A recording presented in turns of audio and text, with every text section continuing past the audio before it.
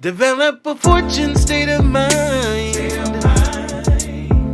Time for a date with. Time for a date with. A date with the Dorseys. Hello, hello, hello, and welcome to yet another date with the Dorseys. I am Dr. Jatan. You was about to say Dr. Pepper. Go ahead. How you do that? No. Okay, all right. Dr. Jatan and Floyd Dorsey. the Ford. There we go. And together we make Dim Dorn Dorseys. Thank you for joining us yet again for another episode of Date with the Dorseys. We are so excited to bring you yet another hot topic, another good one today, right? But before we get into that, I know we always do this housekeeping because we know that sometimes we got some new listeners, and some of you may have taken a break with all that's going on, and you're coming back and you need a refresher. So with that being said, just in case you're wondering, Date with the Dorseys is not just about relationships, right? Some people may think that. They may think that, although that is a piece of it. We like to encourage solid, healthy relationships. Absolutely. But, as a culmination of our mission, our purpose, and our goal, that is to help you and encourage you to develop what we call a fortune state of mind. And if you heard, fortune is spelled I-V-T-U-N-E. IV? I-V. Okay. T-U-N-E. That's how we do it. And if you know your Roman numerals, you might be able to tie that back to what we were talking about earlier. Go back and listen to some other episodes. Yes, You'll catch up. right. So as we help you or encourage you to develop a fortune state of mind, we leverage what we call the 5 F's.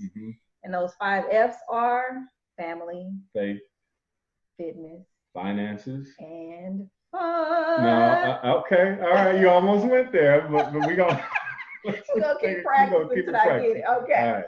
Nevertheless, you get the gist of it. Those are our 5 pillars, not only for driving home our topics, but also principles that we live by in our relationships. Absolutely. And as a family, right? Yeah. So these are just things that we want to share with you all, and we love to help you build and help you develop what, again, we call a fortune state of mind. And of course, we can't always do that alone. So we invite guests to come on and help us out with certain things, right? Yes. Yeah, to add a little color, and we can, and advance that way. So fortunate to have some amazing guests. Yes, absolutely. And I'm glad you said that because we have another amazing guest today. And you may be wondering what we're talking about. And I'm glad you asked. I'm glad they asked. We are going to be talking about proper care of your career during COVID. Oh, that was a mouthful in itself. So some of you out there are career professionals. Perhaps you've had a consultant, or you need a consultant, or you're just trying to advance your career, or maybe you're in a good place, but you just want to make sure that you maintain. And when you say proper care, most people come to mind of thinking of like healthcare or, someone that's sick or elderly or whatever it may be. But I think taking that perspective and apply it to your own life, to your own career, and give it that, much needed attention. Absolutely. And I think it will catapult you to even further heights than where you are today. So our great guest today is Meridith Ward. Meridith Ward. Hey y'all. Hello, the Dorseys. Thank you for inviting me onto the show. We are so glad to have you, but let me give you a proper introduction to the folks that don't know you.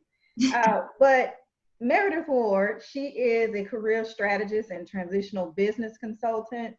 She utilizes her business knowledge, professional HR expertise, along with professional or personal career and business experiences to coach other ambitious women into influential roles as employees and business owners. As a result, her clients strategically increase their functional statuses and financial value throughout each phase of their career. I don't know, I may need to state that again. Her clients strategically increase their functional statuses and financial value throughout each phase of their career. They also learn to leverage their merit, relationships, strengths, resources, and innate talents to become full-time and profitable founders, owners, freelancers, and entrepreneurs. Again, welcome, Meridith. Welcome. Hello. I'm gonna have to shorten that thing, but that's all I do in a nutshell. No, that's good. We got to give the people what they need to know. So when you come with these nuggets, they understand your expertise, right? That's it. Yeah. But with that being said, was there anything additional? I know you just said you should cram it down, but is there anything additional you want to add to your bio? Anything that folks need to know about you? No, that's pretty much it. And just understanding the 360-degree insight. This is what it's all about, because I always tell people, you know, building a career and having a successful career in business is about way more than you having an impressive resume, and way more than getting through the interview process. Because once you know, get promoted, or once you're hired onto that new job, then what? You know, it's always like, well, how do I continue to grow? How do I continue to advance myself? And that's what I mean by increasing your functional value and your financial value. You have to continue to grow your career. So if you are at the director level and you want to become an executive leader at some point, you have to know all of the elements of getting there. That's your negotiation. That's your ability to influence major decisions in your corporation or in the industry that you serve. That is understanding your next move in your career, whether you're going to take a lateral move or a promotion. That's understanding really how to map out your plans from the day you start a new position to the next year and the following years after that. So it's really around strategy for me, rather than saying, okay, well, I'm just going to teach you how to do an interview. I'm going to actually write up this beautiful resume for you. We know when you get to a certain point, that doesn't matter. They're just like, what can you do? Right. Yeah. So with that being said, I know one of the things in your bio mentioned you're helping women.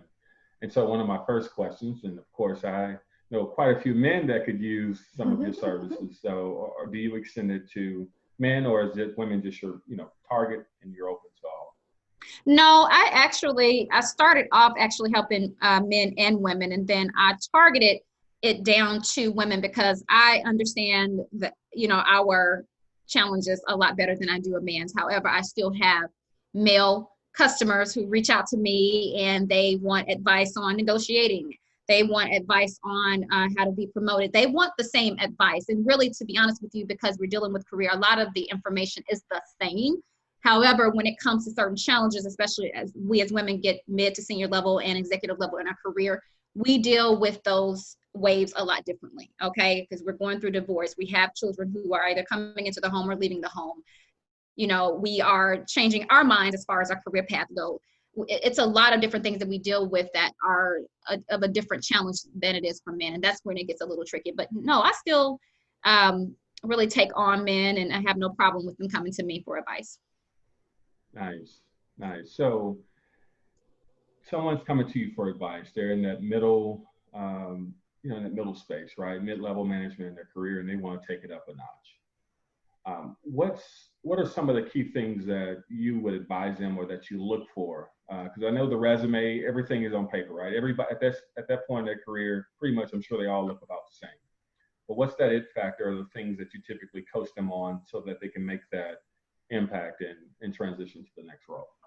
Soft skills. So I know over the last few years, we've all heard about emotional intelligence and awareness. That's one of them that's super important. The ability to be able to negotiate, the ability to be able to influence critical decisions and become a key player in your organization. Because if you're not visible, and I'm not talking about just being seen, if you're not visible and to the point where they see you as someone who can add value, then it's going to be very hard to move along in your career. So your soft skills in regards to emotional intelligence and awareness, negotiation, relationship building, networking, those are all very important. And one that I have really been keying on a lot lately, and it's going to be super important after all of this is over, is the consulting piece of it. Knowing how to be a consultant. Yeah, that's good. So when you mention consultant, what would you say is the difference for a consultant and a contractor? If we're, you know, if we have some listeners that are, you know, wondering what's the difference, is there a benefit, or, you know, what's the pros and cons of the difference between those? I'm so glad you asked that question. Not a lot of people ask that question, and I end up having to explain it. I just was on the phone with my friend a couple of weeks ago because he said, I'm going to become a freelancer contractor. And I said, well, because I want to be a consultant. And I said, well, you know, you can't just go out there and call yourself a consultant just because you've been contracting. Consultants usually specialize in the area. Consultants usually come in and they're able to add value in a different way. Anybody can be hired on at a company as a contractor. You're not coming in as a full-time employee. You're an hourly addition to the team. But to be a consultant, it's always good to have an area of specialization. It's always good to understand project management and how to lead teams, and also how to get in there and really affect the way that the decision makers are thinking. Okay. That's good. Yeah, it is. It is. And I think some of the points you're hitting on is the influence, understanding how the leaders think, right? And I think we speak a lot in some of our series and podcast talks about just the level of thinking that is required to elevate yourself to success. So what's the thinking type, right, for an individual that wants to make that move, that wants to go up to the higher levels? Like, how do they think, and how would you recommend that they think and approach their work with being able to influence some of the leaders there? First of all, that's a really good question, Floyd. But being able to have influence is really expressing humility. It's being able to take that feedback. It's being able to really listen well, ask the right questions, understand the problem that you're there to solve, be able to come up with solutions and offer them options in those solutions so that you're solving them. Your people skills, as far as developing relationships, developing trust or rapport with the people who are going to be working with you, is super important. Being a consultant, you really are running your own business, because you're in there, you're being paid by the hour. So, I always say, before leaving your job to go into a business, and just how you might agree with me on this, it's great if you want to test those waters first and just become an hourly contractor, and so that you can lead your way to building value as a consultant. So the thinking piece of it is making sure that you're able to actively listen, ask the right questions, understand or evaluate the outcome, and then put together a plan that makes sense. Nice. And so we have COVID-19, right? I'm sure that threw a wrench into everyone's plans, and especially in terms of staffing, because we were in the midst of some of the highest unemployment rates that we've seen in some time. So in your line of work, where you're really coaching and empowering and helping individuals, how did that change for you during the pandemic and during the effects of COVID-19? Well, I've received a lot more phone calls from people who are really concerned or worried about their job. They're worried about, refusal to return to work. They're worried about going into a work environment where it may affect their health, and then they going back home and affecting, health of their spouses and their children. But I will say, I went from taking a lot of phone calls for people who want to start business, to those who are just like, okay, how do I keep my job? And if I lose my job, what next? I've always known that a lot of people didn't understand unemployment benefits, but now it's even more clear to me that there are a lot of gray areas and a lot of buts involved in the unemployment process. And especially since no one has actually been through COVID-19 or a global pandemic in our time, if you think about it. Right. So the questions have really gone from, well, how do I start a business, to, okay, how do I keep my job? And if I don't want to go back to work, what's my next step? Because I'm not going back to work. And I'm just like, you can't just not return to work. You have to build a case or else lose your job. You have to, you mean build the case, because that's profound. And before you go into that, before you say that, you mentioned just not going back to work, and we did talk about COVID, but I want to be clear, this means that folks are not wanting to return because of the concern for their safety. Is that the case? Or that is the case. Yeah. That is, people are not wanting to return. So I'll give you an example or two about what I mean. Since April, I've received like more than 7 phone calls I know of people asking, well, when it first started, the shutdown started, okay, it was fine. But then you notice in April, you had people starting to protest and,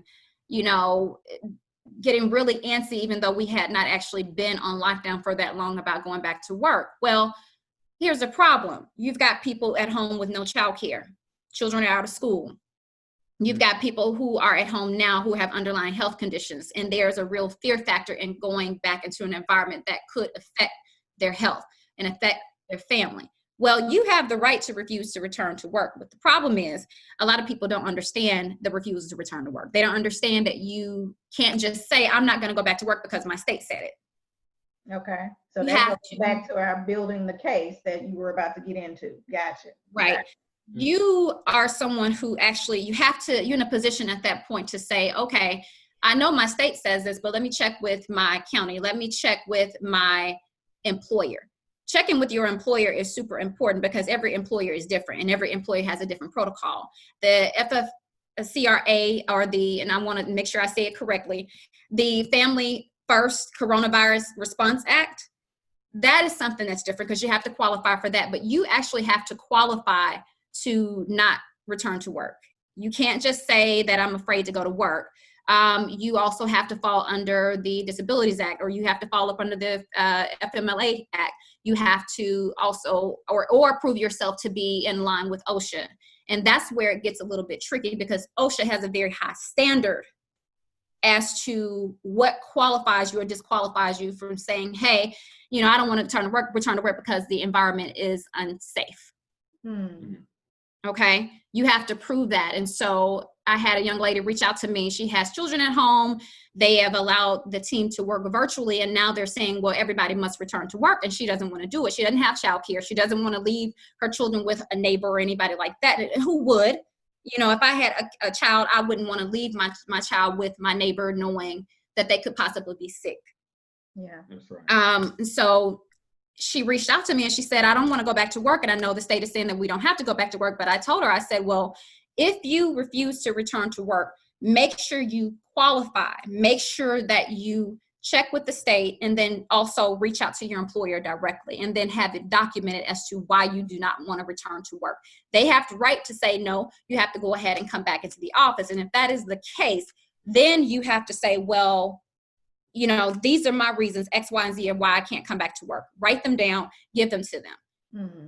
Now, have you assisted someone through this process? Because it seems like it's quite a bit to manage, right? Like I personally, just hearing you list out all these steps, and I say you're an expert in it, and me, I just have limited exposure. I probably really wouldn't know how to build a case or what to do. So is that something that you have steer people through, and it's something that you've done or doing now? What I have been doing is taking the phone calls, and listening to their cases. And it's so disjointed and so very confusing. So I get my corporate lawyer on the line. I go for my expertise. And if you have to understand, I haven't worked in corporate America in a couple of years, so I'm a little bit removed, but I understand some of those gray areas. And so you've got the Disabilities Act, you've got FMLA, you've got OSHA, you've now got FFCRA. All of these things have to tie into it.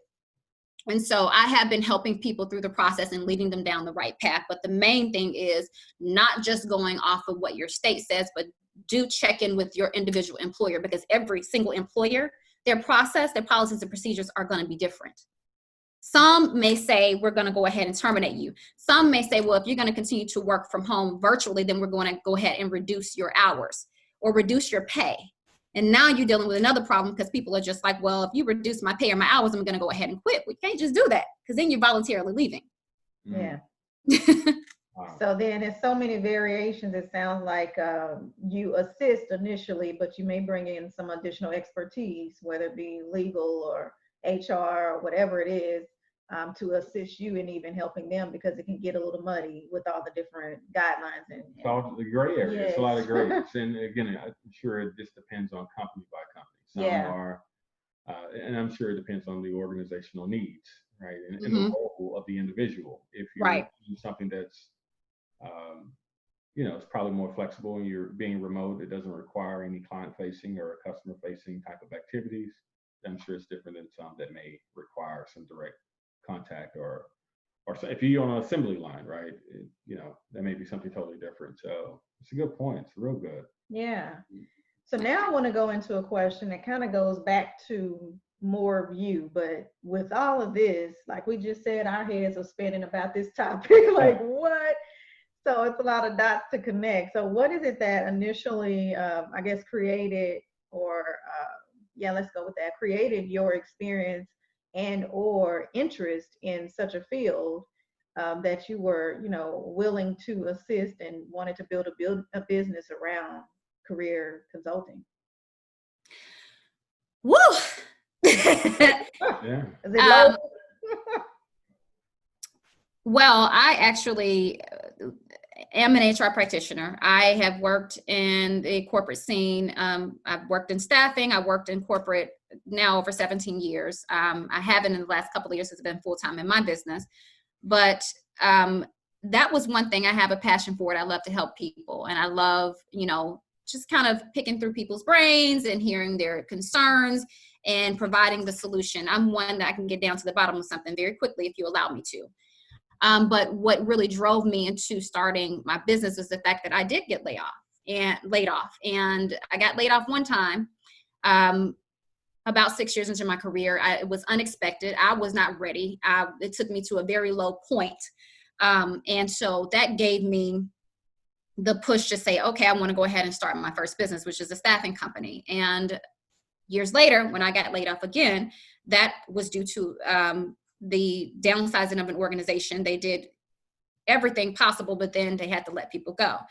I started just to realize that, the things that I experience as someone who understands human resources, who understands the side of the desk where you're the one doing the interviews, you're the one really selecting the candidates, that a lot of people did not. And as working with decision makers over the years, you have to deal with a range of personalities, a range of people with different experiences. Some people have never, ever experienced termination nor layoff. Some people don't know the differences between the two. And some people look at a candidate to say, well, you've been laid off, or this candidate has been laid off. They must have been the worst of the worst. And that's not the case. Mm. Usually when someone is laid off, it's due to no fault of their own, usually. But when you're dealing with someone who's been fired, that's a different case. And so what pushed me was the fact that I should be on here. I can share both sides of the desk. I've been on the decision maker side, and I've also been on the side where I've been scrambling to get back into the workforce. So I can teach them the ebbs and the flows, ups and downs, the mistakes that I made. Yeah. And how to overcome them.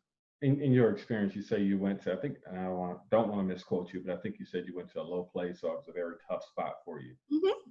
What was it inside of you that pulled you out from there? Because, there are oftentimes you find people hit a spot like that and they really never bounce back. But it seemed like, from what I'm hearing from you, you not only came out strong, but even took on a totally different direction so that you could put yourself in a position to control your own destiny. What was it? What's that thing inside of you that really pushed you to do that? God. That's my answer to it, because when I experienced layoff for the first time, it took me to a place of shame. It took me to a place where I had to really deal with pride, because you think about it, I'm human resource. I'd never been laid off before. I'm used to being in a position where I'm making the decision. I'm used to being in a position where I am the gatekeeper. And so I had to deal with pride, and I had to deal with shame. I had to deal with depression. I mean, it shrunk me as a person, it felt like. But as I started to open up about it, and as I started to have discussions about it, and as I started to really go through the process, I had to realize for myself that I wasn't the only one going through this. And now that I have been on this journey of business ownership and, coaching and consulting, and I meet more and more people who, especially now these days, who are going through the rounds of layoffs and being terminated, I usually have to listen to their story, and then I tell them, I understand where you're coming from. This is what I went through, and they can relate to it. It helps them. It breaks down that barrier. And so I will tell you again, God brought me out of that. And I think that was his sign to say, you're not in control. I am. And I don't want to, I don't know anybody else's, take on religion or spirituality, but that's what brought me out. Yeah, that's awesome. I think, we all, hit certain points at different phases of our lives in different areas. It may not be career for one person, but it may be something in their marriage, or it may be something else. But we all hit that point. And I think, identifying that foundation of something to lean on, to build me back up, and to be that internal strength to drive. And for you, it was your faith. It was as we talk about one of those 5 F's, your relationship with God, that was able to equip you. And again, you came out shining brighter than I'm sure you were before you went down the first time. So that's awesome to hear that. Yeah, I have to look at it like this too. It was a blessing in all of that. And all of those challenges that I went through the first and the second time. But the first time I went through it, I wasn't prepared. The second time I went through a layoff, I was very prepared and I was super confident. It didn't bring me down. But now I look back at it, even now, I'm just like, if I hadn't gone through what I had gone through, I wouldn't be able to coach people the way that I am able to. Right. Or connect with them, right? Right. Yeah, that's good. So then what do you think your best quality or your best offering is that, you know, mostly assist your clients that do come to you, particularly during this time, especially, you know, you already just said termination, layoffs, those are tough times and tough experiences. But to add on top of that, now we have COVID and other things that we're dealing with as well.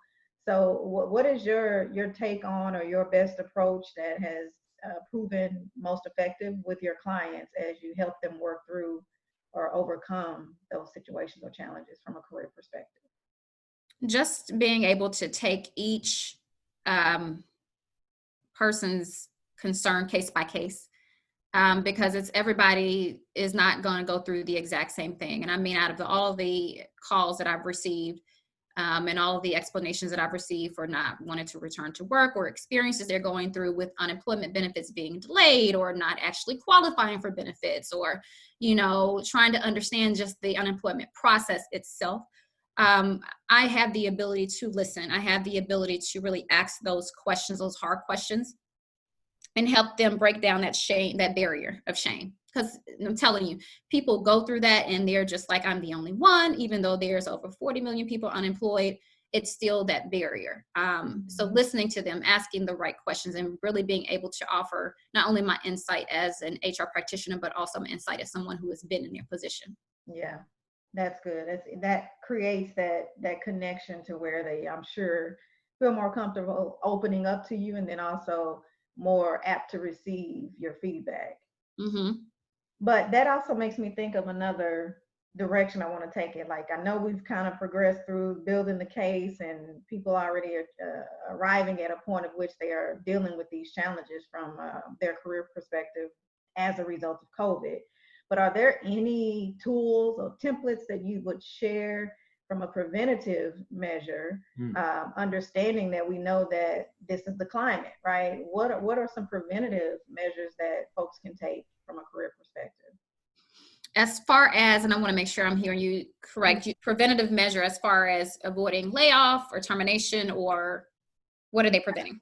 I'd say a combination of that, and or the issue that we've been discussing with customers that, or your clients, that are struggling with the idea of going back into the workplace because of the lack of health or child care, and or their individual health, just concerns of those. Now, we already know these things exist for them, you know, whomever it is respectively, but is there anything that they can do preventatively before they reach a point of, now I have to make this decision and my only choice is just not to go in and perhaps lose my job? Well, there is no certain template, but making sure that they do understand the refusal to return to work, that they do understand the FFCRA, the CARES Act, and how they may qualify for that paid leave. They need to understand how they may qualify under Disabilities Act, or under FMLA, or under the OSHA. So that if they are faced with the challenge of an employer saying that you must return to work, then they can go back and say, well, here's what FFCRA is saying, and here's how I align with that, and here's what the OSHA Act or the Disabilities Act or FMLA says, and how I align with one of those three, or all three of them, you might. But the thing is, there's no template. Making sure that you stay in close communication with your employer, making sure that really any communication that you have is documented in writing or in email, not just going off to say, okay, well, I'm reaching out to you guys today to say I'm not going to return to work because I'm afraid to return to work is not going to be a solution for you. Right. You don't want to be terminated, and you don't want it to look like you voluntarily left your company. So it sounds like it's beneficial for them to familiarize themselves with those different guidelines ahead of time before they even, get to that point. Because to my statement earlier, I would assume that folks that are, are at risk know that they're at risk before they even get to the point of where their job is saying, hey, I need you to come back in. And same for health, or I keep saying healthcare, but I mean childcare, or any other situations that we already know that we are dealing with, and this could become an issue later. So it sounds like the recommendation is more so, hey, you already know these things or some challenges of your own that may come up as an issue later with your job. So familiarize yourself with these guidelines as much as you can. Yeah. Right? It's on all fronts. So in this discussion, we've touched on, I think, of 3 different types of your clients, right? So we talked about the one that may be struggling to go back to work as a result of COVID, right? They may be apprehensive, may have some concerns and fears. And I think you laid out some real good key points to help them along the way. But we also talked about the individual that I just want to sustain my job. I don't want to get laid off. I don't want to be impacted, some of those types of things, and making sure that they're in the best position so that they can potentially keep their job. And then this other type, which is, I think, is your normal or primary base, that outside of COVID is your typical client that's looking to continue to grow, find a new job, or thrive, or get a promotion and things of that nature. In all cases, I do think that you have been able to share some great nuggets, and I think I've learned so much at this particular point. But my question is, when you're dealing with people in any situation or all 3 of those cases, is how do you recognize value? In your seat, you have to be able to evaluate them quickly. And I know you said on resume and paper sometimes is, sometimes people write it, I'm sure, well, and I'm sure sometimes you see people that do not write them as well. But how do you, personally recognize the value and then be able to convey that story of value for that individual so that they can market themselves?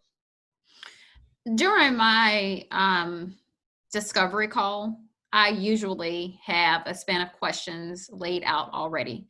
My discovery calls can last anywhere from 15 minutes to an hour. It depends on the person that I'm dealing with and when they sign up with me, what they're saying their concerns are, because, I have my questions laid out, but, I always tend to dig a little bit deeper to understand their concerns, understand their challenges, understand their desires or their needs next in their career, so that I can provide them the correct recommendation on the service that I will provide. I am not a person who provides a one-off service, one size fit all service. I do customize according to their needs and according to what I think will help them along in the future. So I do a pretty thorough discovery call to understand where they are. Awesome. And I could only imagine some of those discovery calls, you'll find individuals probably not really able to clearly articulate some of their own talents, some of their own values. So I'm sure a lot of self-discovery comes out of those, because I know some years ago, I would, spend time really trying to analyze my own strengths and my own true strengths. Not that, I'm a good person, I'm a hard worker, but, what are some really? Not just those. I mean, going a little bit deeper, like what are some of my, true values that I can bring to any organization. So I'm sure in your sessions, you're able to do a lot of help the individuals with quite a bit of self-discovery.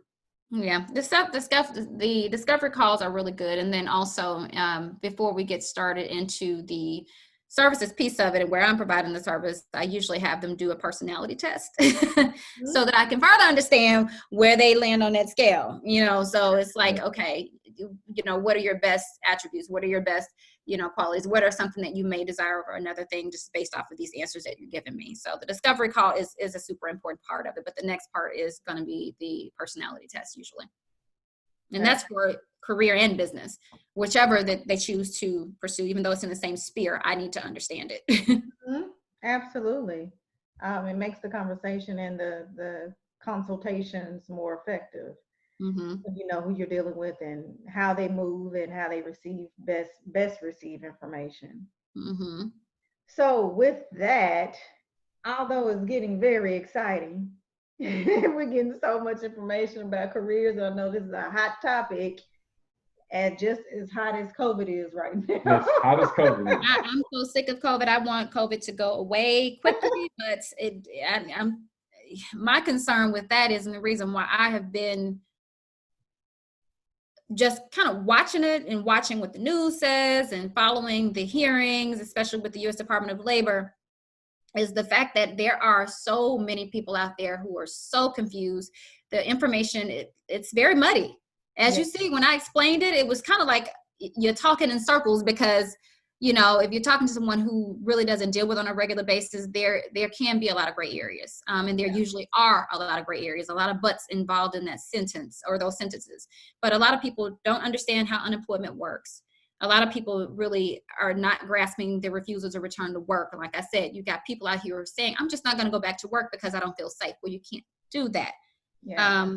In April, when we started seeing people protesting and antsy to go back to work, well, I was talking to my mom and I said, you know, we just started lockdown in March. I know you can sit in your house for more than a few weeks as adults. But the problem was, and I told her, I said, I think people are really starting to realize that a lot of them are not receiving unemployment benefits. You don't qualify for it. You know, there is a protocol, you know, and you got some people who didn't realize that unemployment benefits paid so little. Yeah. So there's, you know, the element of not being prepared there.